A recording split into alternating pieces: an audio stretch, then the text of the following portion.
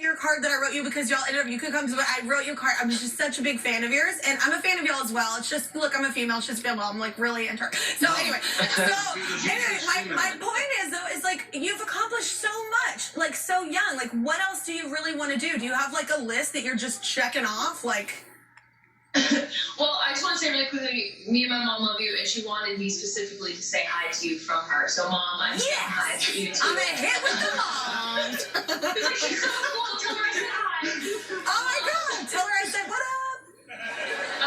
Okay, I will.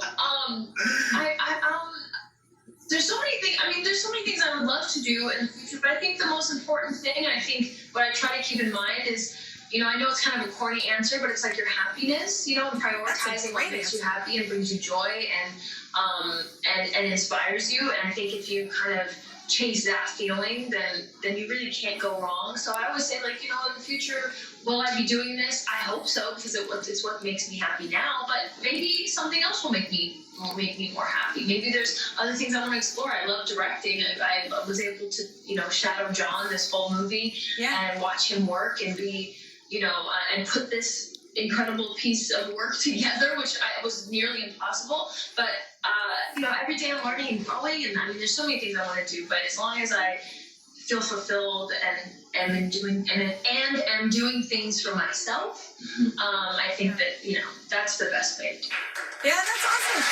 That's literally like what I tell everybody that's starting like into the industry. I'm like, don't chase it. Like, chase what you want. Like, chase your dreams. That's so important, and that's probably why you're killing it.